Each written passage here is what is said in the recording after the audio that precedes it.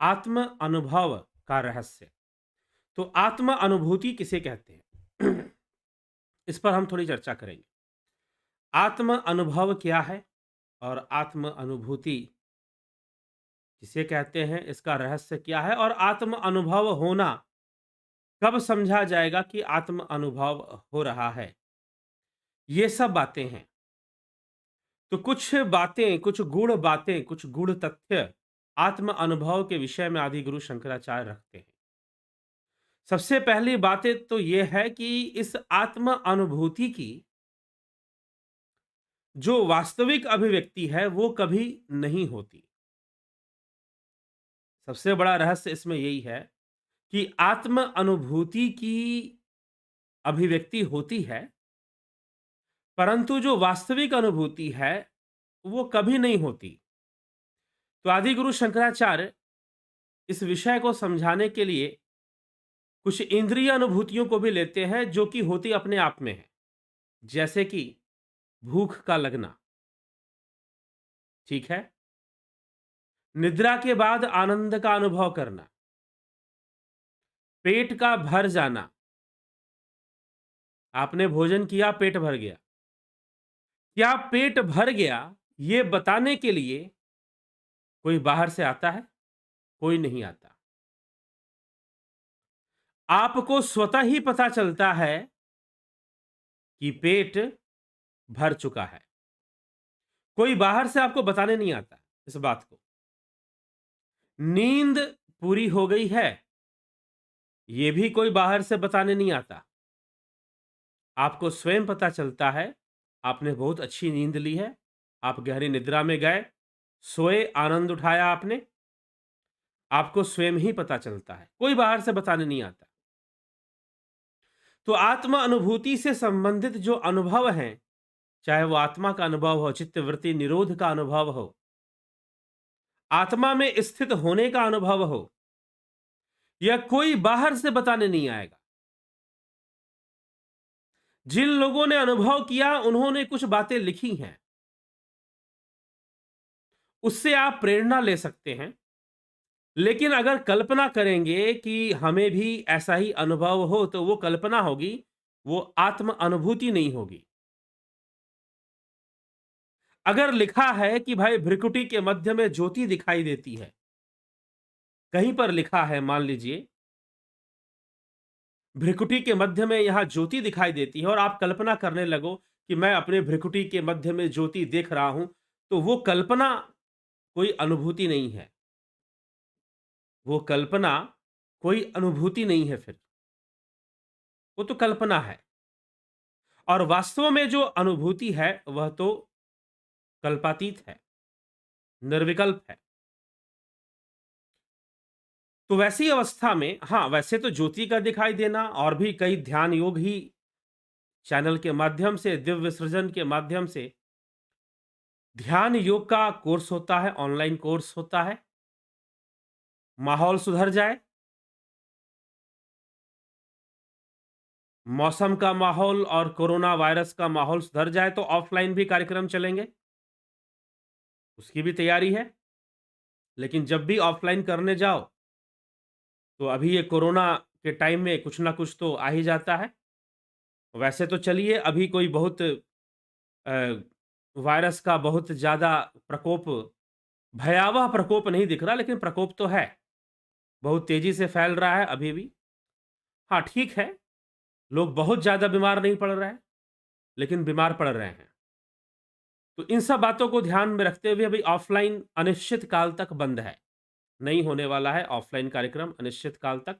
माहौल सुधरेगा, शायद 1 महीना बाद सुधर जाए, 2 महीना बाद सुधर जाए और लगेगा तो फिर ज़रूर ही ऑफ़लाइन कार्यक्रम भी ज़रूर किए जाएँगे, अलग-अलग जगहों पर किए जाएँगे। कुछ लोग पूछ रहे थे ऑफ़लाइन कार्यक्रम के संदर्भ में, इसलिए आपको बता दिया। तो ध्यान के द्वारा होने वाली अनुभूतियाँ कोई कल्पना नहीं होती। वह कल्पना का विषय नहीं होता कि ध्यान में प्राप्त अनुभूतियाँ आपकी कोई कल्पना नहीं है, वो तो अनुभव है। तो आत्म अनुभव को भी आदि गुरु शंकराचार्य स्वयं में प्राप्त होने वाला अनुभव बताते हैं कि जैसे भूख लगी है, भूख का अनुभव व्यक्तिगत होता है, आपको लगी है तो आप ही अनुभव करते हैं, दूसरा नहीं अनुभव करता।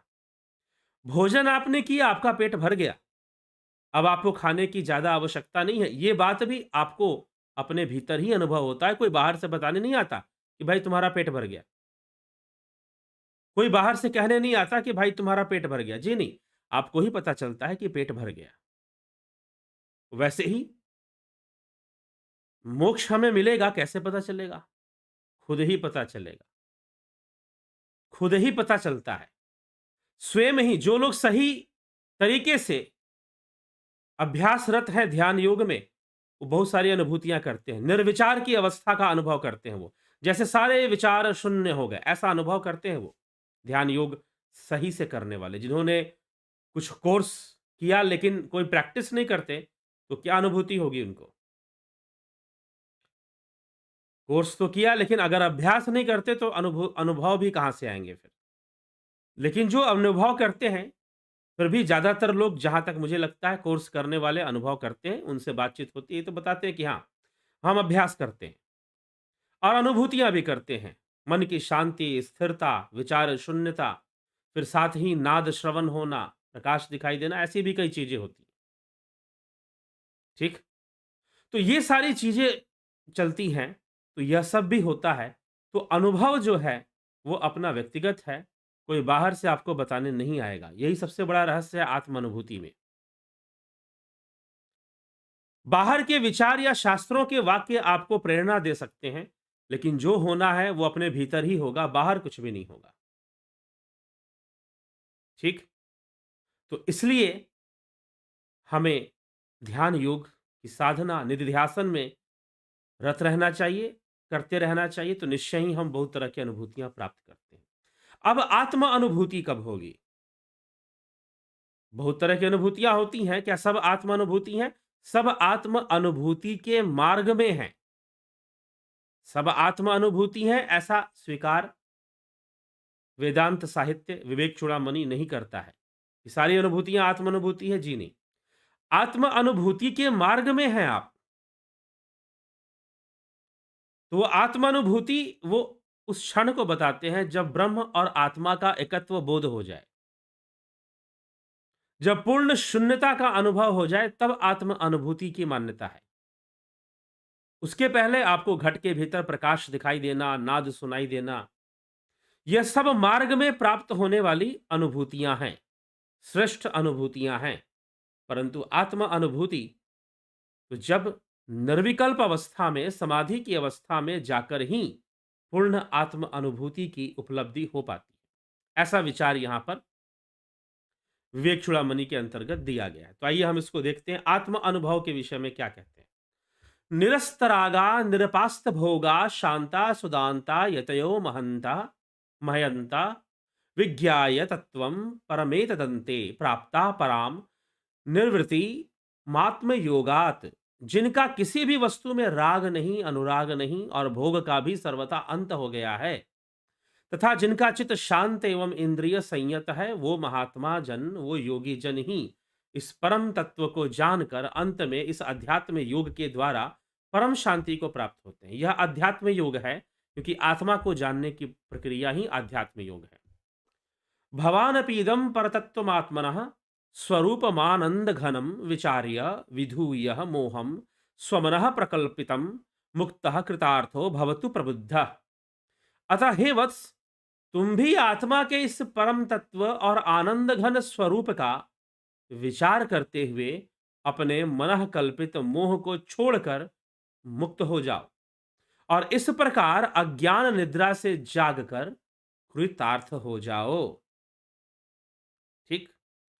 आत्मा के इस परम तत्व को आनंद घन स्वरूप का विचार करते हुए अपने मन कल्पित मोह को छोड़कर मुक्त हो जाओ। ठीक? समाधिना साधु विनश्यलात्मना पश्चात्म तत्वं स्फुट बोध चक्षुषा निसंशयम सम्यग व्यक्षित तस्ये श्रुतः पदार्थो न पुनर्विकल्पयते।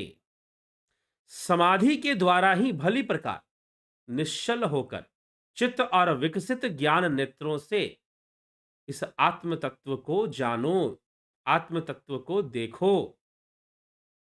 समाधि के द्वारा भली प्रकार निश्चल हुए चित्त, जिस चित्तवृत्ति का निरोध हो चुका है वो निश्चल चित्त है, विकसित ज्ञान नेत्रों से, विकसित ध्यान के द्वारा जो ज्ञान नेत्र विकसित होते हैं, ध्यान युग के द्वारा ज्ञान नेत्र विकसित होते हैं, उन विकसित नेत्रों से आत्मा को देखो जानो। क्योंकि यदि सुना हुआ पदार्थ निसंदेह होकर भली प्रकार देख लिया जाए तो उसके विषय में फिर कोई संशय नहीं रहता। इसलिए तुम देखो, इसलिए तुम जानो। इसलिए आदि गुरु शंकराचार्य कहते हैं कि ना गच्छति प्राणम व्याधिर औखद शब्दता बिना अपरोक्ष अनुभवम ब्रह्म शब्दायणम उच्यते। अर्थात कि जिस प्रकार से मात्र औषधि का नाम लेने से व्याधि दूर नहीं होती, अगर किसी को बुखार है तो वो क्रोसिन क्रोसिन पैरासिटामोल पैरासिटामोल का नाम जपेगा तो क्या बुखार दूर हो जाएगा? जी नहीं। मात्र नाम लेने से बुखार दूर नहीं होता। वैसे ही ब्रह्म शब्दार्णम उच्यते, बिना अपरोक्ष अनुभवम, प्रत्यक्ष अनुभूति के, बिना प्रत्यक्ष अनुभूति के मात्र नाम लेने से या नाम श्रवण कर लेने से, बातों को सुन लेने से, आत्मा के बारे में सुन लेने से, आत्मा के बारे में चर्चा कर लेने से किसी को आत्म अनुभव नहीं होता। इसलिए बात आदिगुरु शंकराचार्य ने कही, न गच्छति विना पाणम व्याधि औखद शब्द, तब बिना अपरोक्ष अनुभवम, जब तक प्रत्यक्ष अपरोक्ष, प्रत्यक्ष अपरोक्ष का मतलब जिसका कोई परोक्ष ना हो, जिसका कोई मीडियम ना हो, सीधा डायरेक्ट परसेप्शन, अपरोक्ष अनुभूति, अपरोक्ष माध्यम से उस आत्म तत्व को देख लो, तत्व रूप में उसे जान लो। वो तत्व रूप में दिखाई देगा, कोई शरीर रूप में नहीं दिखाई देगा। वो तो आत्म तत्व को देखो। क्योंकि यदि सुना हुआ पदार्थ निसंदेह होकर भली प्रकार देख लिया जाता है, अगर जिसके बारे में आपने सुना है उसका अनुभव भी प्राप्त कर लिया जाए साथ में, तो विश्वास दृढ़ हो जाता है और संशय नहीं होता, संशय नहीं रहता, उस विषय में संशय नहीं रहता। स्वस्या विद्या बंध संबंध मोक्षात सत्य ज्ञानानंद रूपात्म लब्धौ शास्त्रम युक्तिर देशिकोक्ति प्रमाणम शांतः सिद्धा स्वानुभूति प्रमाणम। अपने अज्ञान रूप बंधन का संसर्ग छूट जाने से, अपने अज्ञान रूप बंधन का संसर्ग छूट जाने से, अज्ञान दूर हो जाने से जो सच्चिदानंद स्वरूप आत्मा की प्राप्ति होती है, उसमें शास्त्र, युक्ति, गुरु वाक्य और अंतःकरण से सिद्ध होने वाला अपना अनुभव प्रमाण होता है। जो बातें शास्त्रों में आत्मा के विषय में बताई गई है, जो बातें गुरु से आपने आत्मा के विषय में, गुरुजनों से आपने आत्मा के विषय में सुनी है, अब वो बातें प्रमाण ना होकर अपना अनुभव प्रमाण बन जाता है। जब आप अनुभव कर लेते हैं, आत्म तत्व को जान लेते हैं, उसका अनुभव कर लेते हैं, तो अब आपको प्रमाण के लिए तर्कों की आवश्यकता नहीं है, तर्कों की आवश्यकता नहीं है। अगर आपको मैं एक हरी मिर्च पकड़ा दूं और कहूं कि बहुत मीठी है, आप खा लो, तो क्या आप खा लेंगे? तो क्या आप खा लेंगे? नहीं खाएंगे। मैं एक पुस्तक निकाल के दिखा दूं कि देखो इस पुस्तक में लिखी है कि यह मिर्च बहुत मीठी होती है, तो भी आप नहीं खाएंगे, क्योंकि आपका अनुभव है कि मिर्च कभी भी मीठी नहीं होती, वह तो तीखी होती है। आपका अनुभव है। इसलिए अब किताबों में क्या लिखा है और क्या नहीं लिखा है, कौन क्या कहता है और कौन क्या नहीं कहता है, इस बात का कोई फर्क नहीं पड़ता, क्योंकि आपने अनुभव कर लिया है। और जब आपने अनुभव कर लिया है तो फिर कोई फर्क नहीं पड़ता कहाँ फिर। हाँ ठीक है, पहले वो चीजें महत्व रखती थी प्रेरणा के लिए, इसलिए यहां पर कहा जा रहा है शास्त्रम युक्तिर देशिकोक्ति प्रमाणम शांत सिद्धा स्वानुभूति प्रमाणम, कि सिद्धों के वचन, शास्त्रों के वाक्य, युक्तियां, ये जितनी भी बातें हैं अंतःकरण में सिद्ध हो जाती हैं। जब हम उस आत्म तत्व का अनुभव कर लेते हैं तो अंतःकरण में ही ये बातें सिद्ध हो जाती हैं, और फिर अंतःकरण में जो अनुभव प्राप्त हुआ वही हमारे लिए प्रमाण होता है। जो योगी हैं अपनी योग साधना के मार्ग पर शास्त्रों के कथन से नहीं चलते, बल्कि उन्होंने स्वयं ध्यान योग करते हुए जो अनुभव प्राप्त किया है उसी पर आधारित होकर चलते हैं। इसलिए यहां पर ध्यान योग का कोर्स करवाया जाता है। और जो बातें बताई जाती हैं कि ध्यान योग से ऐसी अनुभूति प्राप्त होगी, तो कोर्स करने वाले लोग अगर सही से साधना करते हैं तो वो ऐसा अनुभव भी प्राप्त कर लेते हैं। और कई लोग अनुभव प्राप्त कर कर बताते भी हैं कि हाँ, हम ऐसे ऐसे अनुभवों से गुजर रहे हैं, ऐसे ऐसे अनुभव हम कर रहे हैं। तो अनुभव ही प्रमाण हो जाता है। फिर शास्त्र में लिखा है, दूसरों को समझाने के लिए शास्त्र का आधार लेना पड़ेगा, परंतु खुद के लिए तो साधना का अनुभव, ध्यान योग का अनुभव ही प्रमाण हो जाता है। वही प्रेरणा भी बन जाता है। प्रमाण और प्रेरणा दोनों बन जाता है। ठीक। बंधो मोक्षश्च तृप्तश्च चिंतारोग्य क्षुदाधयः स्वेनैव वेद्या यज ज्ञानम परेशामानुमानिकम। बंधन, मोक्ष, तृप्ति, चिंता, आरोग्य और भूख। बंधन क्या है, मोक्ष क्या है, तृप्ति क्या है, चिंता क्या है, आरोग्य क्या है और भूख क्या है, अपने आप ही जाने जाते हैं। कोई बाहर से नहीं बताने आएगा। आत्म अनुभूति होगी तो अंदर ही अंदर पता चलेगा, कोई बाहर से बताने नहीं आएगा। तो बंधन है, हम बंधन में हैं, यह हमें अनुभव होना चाहिए कि हमारा जीवन तो बंधन में है। शुरुआत में लोगों को नहीं लगता, लेकिन बाद में उनको पता चलता है कि हमारा जीवन तो भाई बंधन में है। बाद में उनको पता चलता है कि भाई हम तो मजबूर हैं, उम्र होने पर हम बंधन में जीवन, ये शरीर ही सबसे बड़ा बंधन है, ऐसा। तो ये अपने आप में अनुभव होने वाली चीज है, कोई बाहर से बताने वाली चीज नहीं है। हाँ, बाहर से अगर संत महात्मा या कोई शास्त्र ऐसा कहते हैं कि शरीर बंधन है, जीवन बंधन है, तो ठीक है, उस पर विचार करना चाहिए। लेकिन जीवन में स्वयं ही समझ में आ जाना चाहिए। आदि गुरु शंकराचार्य के जो ये जो अद्वैत वेदांत का साहित्य है, वेदांत साहित्य विवेक चूड़ामणि, बहुत प्रैक्टिकल बातों पर डिपेंड करता है। यह कोई भी चीज मानने के लिए नहीं कहता है कि आप वैसे कहा गया तो आप मान लो, जी नहीं। संसार बंधन है, यह हमें स्वयं ही समझ में आना चाहिए। और उम्र के एक पड़ाव पर प्रत्येक व्यक्ति को समझ में आता है कि यह शरीर, यह संसार और तरह तरह के जो विकार हैं, वह एक बंधन ही है। स्वयं ही समझ में आने लग जाता है। और जब स्वयं समझ में आ जाएगा, बंधन समझ में आ जाएगा, तो मोक्ष की कामना भी स्वतः ही प्रकट हो जाएगी। मोक्ष प्राप्त करने की कामना, ब्रह्म कामना कहा उसे, ब्रह्म वासना कहा गया उसे। आदिगुरु शंकराचार्य विवेक चूड़ामणि में ब्रह्म वासना कहते हैं। अगर आप सुनते आए हैं विवेक चूड़ामणि, तो पीछे ब्रह्म वासना की चर्चा हो चुकी है। तो यह शरीर बंधन है, यह संसार बंधन है, ये स्वयं में जिस दिन अनुभव हो गया, उस दिन एक स्वाभाविक और प्राकृतिक रूप से मोक्ष की कामना, मोक्ष की वासना भी पैदा हो जाएगी। और वो होनी चाहिए, और वो होनी चाहिए। ठीक है, वो भी फिर पैदा हो जाएगी, अपने आप स्वतः ही पैदा हो जाएगी। तो वो इसीलिए बंधन और मोक्ष, तृप्ति और चिंता, आरोग्य और भूख अपने आप ही जाने जाते हैं। दूसरों को उनका जो ज्ञान होता है वह तो केवल अनुमानिक होता है। दूसरों को उनका जो ज्ञान होता है वह अनुमानिक होता है। जैसे मान लीजिए, आपके चेहरे को थका हुआ चेहरा देखा किसी ने, आपके चेहरे पर थोड़ी थकान है, और किसी ने पूछ दिया, लगता है तुम्हें भूख लगी है, प्यास लगी है, पानी पियोगे क्या? तो उसने एक अनुमान लगाया। जैसे धुएं को देखकर अग्नि का अनुमान लगाया जाता है। जैसे लोग कहते हैं कि भाई किसी के चेहरे पे बहुत तेज दिखाई दे रहा है, तो ओ भाई, लगता है कोई पहुंचे हुए महात्मा है, योगी हैं। वाणी में ओज दिखाई दे रहा है, तो आपको लगेगा कि भाई कोई साधक है, तभी वाणी में इतना ओज आ रहा है। तो कुछ इस तरह की बातें आपके मन में आ जाएंगी।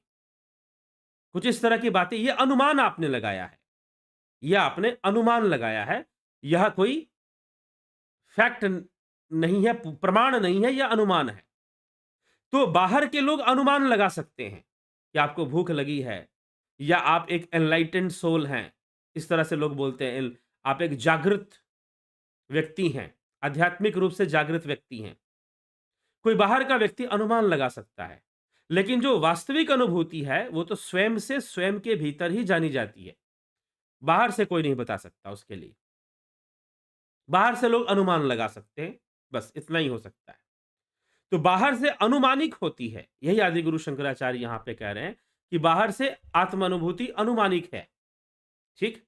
स्वेनैव विद्या यज ज्ञानम परेशामानुमानिकम, अर्थात दूसरों को उनका जो ज्ञान होता है वह तो केवल अनुमानिक ही है, परंतु बंधन मोक्ष तृप्ति चिंता आरोग्य और भूख आदि तो अपने आप ही जानने वाले विषय हैं। ये अपने आप में स्वयं के भीतर स्वयं में ही जाने जाते हैं, बाहर से नहीं जाने जाते। ठीक। दूसरों को उनका जो ज्ञान होता है, आप एक ज्ञानी पुरुष हैं, अगर किसी को पता चलता है कि आप एक ज्ञानी पुरुष हैं, तो यह उस व्यक्ति का आपके प्रति एक अनुमान मात्र है। वह अनुमान है, इन्फरेंस है कि उसने आपके विचारों, आपके ज्ञान, आपकी साधना, आपके विवेक, आपके ओज को देखकर उसने मान लिया कि आप एक ज्ञानी पुरुष हैं। ये उसने अनुमान लगा लिया। अनुमान, ये बात नहीं कहा जा रहा कि अनुमान गलत होगा, सही भी हो सकता है। गलत होने की संभावना अनुमान में बहुत कम होती है। ठीक? तो उसका एक अनुमान हो सकता है, लेकिन वास्तव में जो अनुभूतियां हैं, जो आत्म अनुभूति है, वह स्वयं के भीतर स्वयं से जानी जाती हैं, बाहर से नहीं जानी जाती हैं। ठीक है? वो अपना अनुभव होता है। जैसे भूख है, तो भूख आपको लगी है, ये सिर्फ आप जान सकते हो, कोई दूसरा व्यक्ति नहीं जान सकता कि आपको भूख लगी है। अगर वो जान लेता है, अगर वो ये कहता है कि लगता है आपको बहुत तेज भूख लगी है, तो वो एक अनुमान लगा रहा है, उसका ज्ञान अनुमानिक होगा फिर। ठीक? जो आत्मानुभूति होगी वो तो आपको अपने आप में ही होगी, वैसे जैसे कि भूख आपको ही लगेगी। आगे कहते हैं, इसी विषय को बढ़ाते हुए, समझाते हुए तटस्थिता बोधयन्ति गुरुवः श्रुतयो यथा प्रज्ञैव तरे द्विद्वा निश्वरानुगृह्य गृहीतया। श्रुति के समान गुरु भी ब्रह्म का केवल तटस्थ रूप से ही बोध कराते हैं। श्रुति के समान, अब देखिए, अब यहां पर बहुत ही अच्छा विषय यह है। वैसे अलग से व्याख्यान में इस विषय को लेना था, कोशिश करेंगे अलग से इस विषय को व्याख्यान में लेंगे कि गुरु जो है वह ब्रह्म का कैसा ज्ञान करवाएगा। गुरु लोग ब्रह्म ज्ञान देते हैं, ब्रह्म ज्ञान के नाम पर देते हैं और घोषणा कर देते हैं, बेटा तू ब्रह्म ज्ञानी हो गया, अपने चेला को ब्रह्म ज्ञानी घोषित कर देते हैं और तुम सारे ब्रह्म ज्ञानी मिलकर संगठित हो जाओ, एक साथ रहो, कुछ ऐसे ही बातें सिखा देते हैं। फिर लोग ब्रह्म ज्ञानियों की सेना भी खड़ी कर लेते हैं, लिख देते हैं बड़े बड़े बोर्डों पर, ब्रह्म ज्ञानियों की सेना, ऐसा भी लिख देते हैं। अब आदि गुरु शंकराचार्य गुरु क्या देता है? तटस्थिता बोधयन्ति गुरुवः श्रुतयो यथा प्रज्ञैव तरे द्विद्वा निश्वरानुगृहीतया।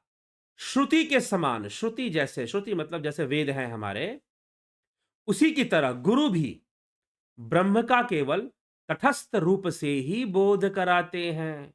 अब भाई किसी को बुरा लगे तो कृपया बुरा मत मानिएगा, हो सकता है आपके गुरुजी ब्रह्म ज्ञान देते हो आपको। 477 नंबर श्लोक विवेक चूड़ामणि जाके पढ़ लीजिएगा। 477 श्लोक विवेक चूड़ामणि जाके पढ़ लीजिएगा। तटस्थिता बोधयन्ति गुरुवः श्रुतयो यथा, श्रुति के समान गुरु भी ब्रह्म का केवल तटस्थ रूप से ही बोध कराते हैं। विद्वान को चाहिए कि अपनी ही ईश्वरानुगृहिति से, अर्थात अपने प्रयास से, ईश्वरानुगृहित बुद्धि से उसका साक्षात अनुभव करके इस संसार सागर के पार हो जाए। मतलब अपने प्रयास से गुरु भी तटस्थ अनुभव कराते हैं, मतलब उंगली पकड़वाते हैं।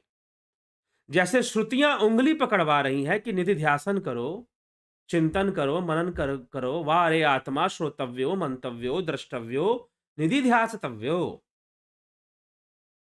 ठीक?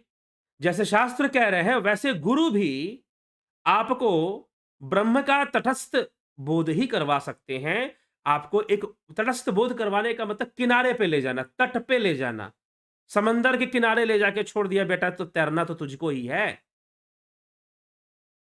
तैरना तो तुझको ही है।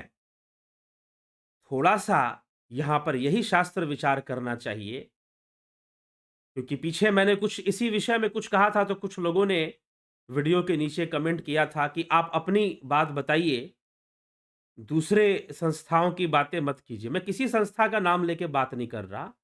मैं बस इतना कह रहा हूं कि कोई भी आपको कहता है कि मैं ब्रह्म ज्ञान दे दूंगा, मैं तो चुटकी बजा के सीधा उस लोक में ले जाऊंगा, मैं तो सीधा पार करा दूंगा, तो उसे विवेक चूड़ामणि का अध्ययन करना चाहिए।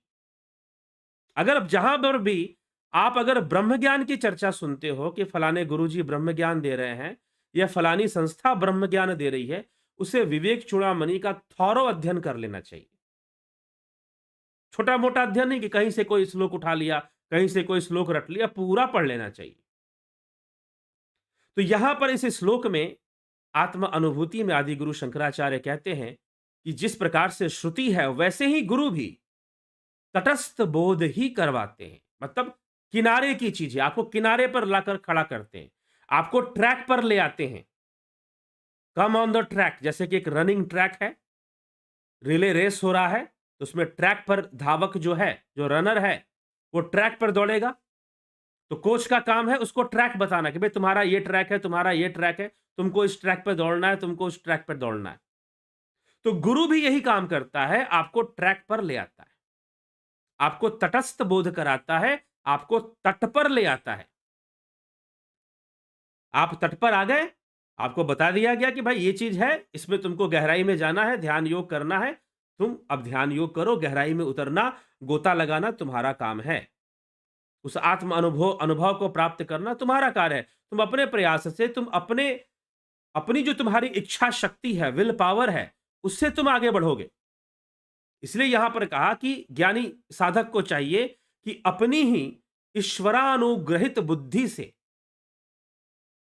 ईश्वरानुग्रहित बुद्धि से ईश्वर को, तात्पर्य है कि तरे दी द्वा निश्वरानुग्रहितया, अर्थात ईश्वर को ग्रहण करने वाली जो आपकी बुद्धि है, उससे इस संसार सागर को पार हो जाए। ठीक है? जो इच्छा शक्ति है, उसके अंदर जो विल पावर है, उसके अंदर जो संकल्प शक्ति है साधना करने की, भव सागर से पार उतरने की, उसका प्रयोग करते हुए, वह ध्यान योग करते हुए स्वतः आगे बढ़े। कोई भी आपको श्रुति हो या गुरुजी हो, महान से महान गुरुजी हो, वो आपको उस तट पर ले जाएंगे और प्रेरणा देंगे अच्छे से कि भाई इस पर आगे बढ़ना है, मैं तुम्हारे साथ हूं। गुरु का काम है, मैं तुम्हारे साथ हूं, तुम आगे बढ़ो। लेकिन आगे तो शिष्य को ही बढ़ना है। गुरु जी तो बस मार्ग दिखाएंगे और तट पर ले जाएंगे।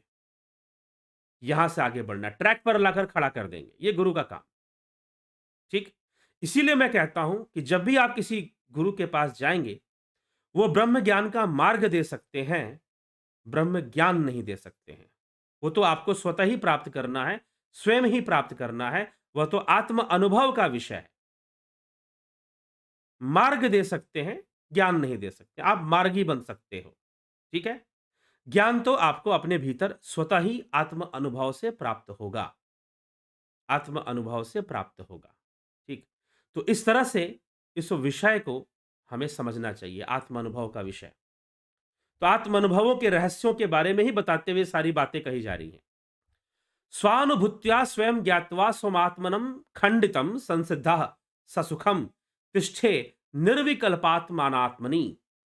अपने अनुभव से अखंड आत्मा को स्वयं जानकर सिद्ध हुआ साधक योगी निर्विकल्प भाव से आनंद पूर्वक सदा आत्मा में ही स्थित रहता है। अपने ही अनुभव से, अखंड आत्मा को स्वयं जानकर, अपने आत्म अनुभव से, किसी दूसरे के अनुभव से नहीं। कोई दूसरा व्यक्ति बोलेगा कि नहीं आत्मा ऐसा ऐसा है, तो हम उसका चिंतन नहीं, अपने अनुभव से, स्व अनुभूत्या स्वयं ज्ञात्वा, ये लिखा जा रहा है, स्व अनुभूत्या स्वयं ज्ञात्वा स्वमात्मानं खंडितम। अपने अनुभव से अखंड आत्मा को स्वयं जानकर सिद्ध हुआ पुरुष निर्विकल्प भाव से आनंद पूर्वक सदा आत्मा में ही स्थित रहे। ठीक, वेदांत सिद्धांत निरुक्त रेशा ब्रह्मैव जीव सकलम जगच्च अखंड रूप स्थिति रेव मोक्षो ब्रह्मा द्वितीय श्रुतय प्रमाणम। वेदांत का सिद्धांत तो यही कहता है कि जीव और संपूर्ण जगत केवल ब्रह्म ही है। कल वाली बात, सब कुछ ब्रह्म ही है, ब्रह्म के अलावा दूसरा कुछ नहीं। वेदांत का सिद्धांत तो यही कहता, वेदांत सिद्धांत निरुक्तिरेषा, वेदांत सिद्धांत निरुक्तिरेषा ब्रह्मैव जीव सकलम जगच्च, अखंड रूपस्थितिरेव मोक्षो ब्रह्मा द्वितीये श्रुतयः प्रमाणम। वेदांत का सिद्धांत कहता है कि जीव और संपूर्ण जगत तो केवल ब्रह्म ही है, और उस अद्वितीय ब्रह्म में निरंतर अखंड रूप से स्थित रहना ही मोक्ष है। मोक्ष क्या है? उस आत्मा में अखंड रूप से अपनी स्थिति को स्थापित कर लो, बस मोक्ष हो गया, समझो। यह मोक्ष की अवस्था है कि पूर्णतः उस ब्रह्म में अपने आप को स्थित कर लेना, कोई अलगाव का कोई भान नहीं होना। सारे वृत्तियों का जब निरोध हो जाएगा तो अलगाव का कोई भान रहेगा भी नहीं। तो ब्रह्म अद्वितीय है, इस विषय में श्रुतियां प्रमाण हैं, वेद प्रमाण हैं इस विषय में। तो इस प्रकार से आत्म अनुभव की चर्चा आदि गुरु शंकराचार्य करते हैं, जो कि बहुत सारे कॉन्सेप्ट्स क्लियर करती हैं, बहुत सारी बातों को समझा रही हैं, बहुत सारे गुण रहस्य को समझा रही हैं। ठीक है, तो ये आत्म अनुभव का रहस्य था, आत्म अनुभव से संबंधित ये चर्चा थी जो आदि गुरु शंकराचार्य ने यहां पर की है। चलिए आगे बढ़ते हैं। आपके कमेंट्स, आपके टिप्पणियों की बारी है, अब उसको हम देख लेते हैं, आपकी टिप्पणियां क्या कहती हैं। आइए। विक्रम सिंह जी, बहुत बहुत अभिनंदन है आपका। हरिमोहन गुप्ता जी, बलदाऊ नाथ योगी जी, सत्ता ब्रह्म की, लेकिन माया और जीव भी सत्य है, कृपया बताएं। माया और जीव मिथ्या है। इंद्रिय जगत में सत्य प्रतीत होते हैं लेकिन है नहीं, मिथ्या है। बलदाऊ नाथ योगी, विंदेश्वर मिश्रा जी, बहुत अभिनंदन। Ruplal Vishwakarma ji, theosophist charity, to what extent is it possible to discuss the soul? I don't know at what extent we can discuss the soul. Soul आत्मा नहीं है। Soul is the concept from biblical text, not from Vedic text. Atma is the concept from Vedic text. Atma is not soul. आत्मा को कभी soul नहीं समझना चाहिए, क्योंकि आत्मा परम सत्ता है, सोल परम सत्ता नहीं है। According to biblical text, soul is not the supreme power. Okay? आत्मा is the supreme power. आत्मा is the omnipresent. तो आत्मा सोल नहीं है। आत्मा की चर्चा कहां तक हो सकती है? जब तक उसका अनुभव ना हो जाए तब तक अनेकों चर्चा आत्मा पे हो सकती है। अबनी प्रधान जी, शंकर प्रसाद जी, अशोक गोयल जी, गौरव सिंह एंड विक्रम सिंह जी, बहुत अभिनंदन। माँ राजेश्वरी जी, बहुत अभिनंदन आपका।